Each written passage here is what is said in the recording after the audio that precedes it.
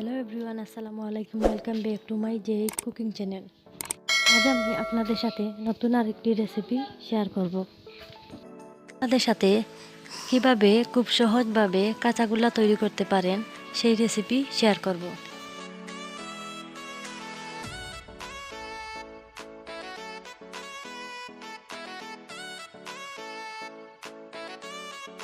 একটি পাত্রে প্রায় 1 লিটার পরিমাণ দুধ নিয়েছি ছানা তৈরি করার জন্য।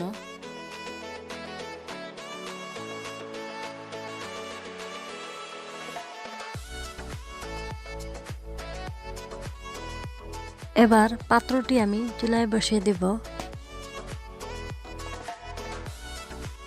একটি কাপে আমি প্রায় 2 কাপ পরিমাণ পানি আর 2 কাপ পরিমাণ ভিনেগার মিশিয়ে নেব। এখানে আপনারা চাইলে লেবুর রস অথবা টক দই দিয়েই এই ছানাটা কাটতে পারেন।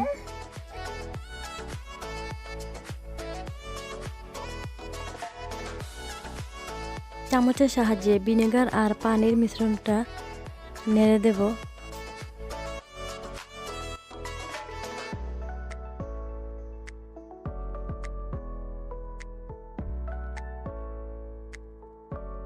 দুধটাকে একটু নেড়ে দেব।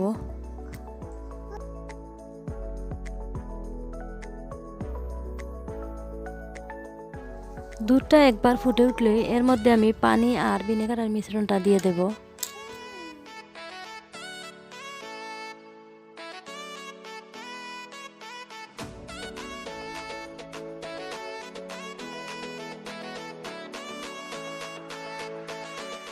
ফুটে উঠেছে, এ পর্যায়ে আমি পানি আর ভিনেগারের মিশ্রণটা অল্প অল্প করে দিয়ে দেব।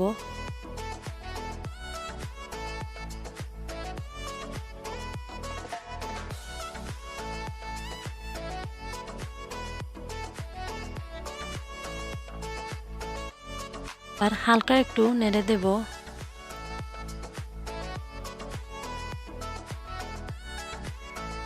ছানাটা তৈরি হয়ে গেছে, এবার একটি ছাঁকনির উপর ঢেলে দেব। মিষ্টি বানাতে ছানার বেশি পরিমাণে পানি জড়াতে হয় না।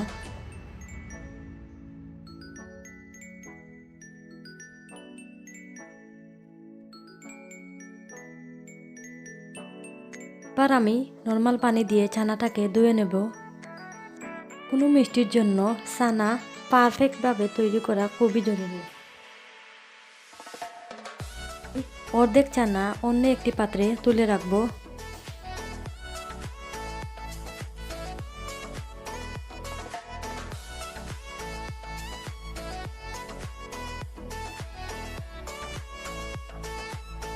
এই অর্ধেক ছানার মধ্যে 1 টেবিল চামচ চিনি দিয়ে দেব। আর হাতের সাহায্যে চিনি আর ছানাটাকে ভালো করে মথে নেব। চিনির পরিমাণটা এখানে বাড়িয়ে কমিয়ে দেওয়া যেতে পারে, তবে কাঁচাগোল্লায় মিষ্টি একটু কম হয়।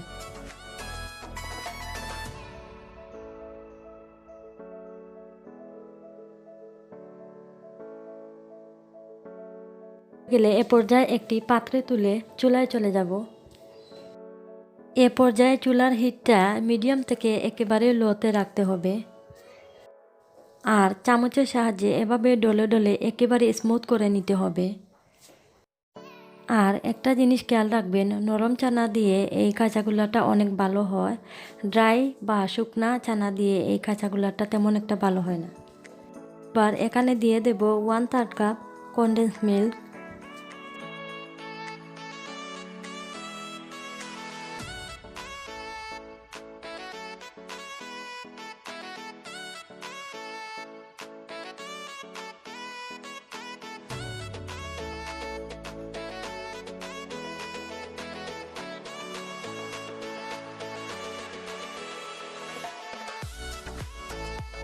চামচের সাহায্যে একটু নেড়ে দেব।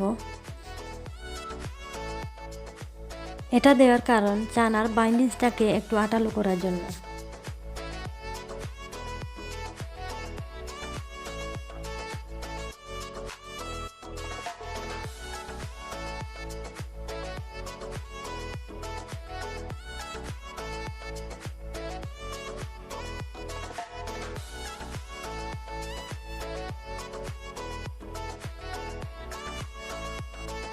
আর 5-7 মিনিট এভাবে আমি অনবরত নাড়তে থাকবো যেন নিচ থেকে লেগে না যায়। আর এটাকে নামিয়ে সরাসরি আগের যে ছানা রেখেছিলাম সেই প্লেটে ঢেলে দেব।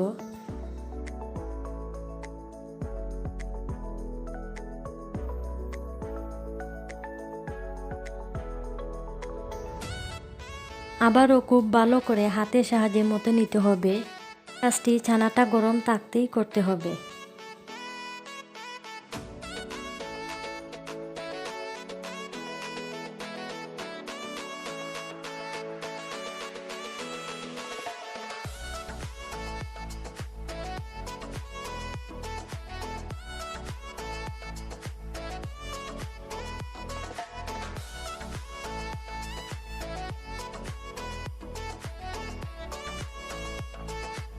ভালো করে মতে নেওয়া হয়ে গেছে। এবার মিষ্টি তৈরি করতে চলে যাব। এবার ছোটো ছোটো গোল আকারে মিষ্টির শেপটা দিতে হবে। এলে এখানে বড় করে বানানো যেতে পারে, তবে ছোটো ছোটো দেখতে অনেক ভালো লাগে।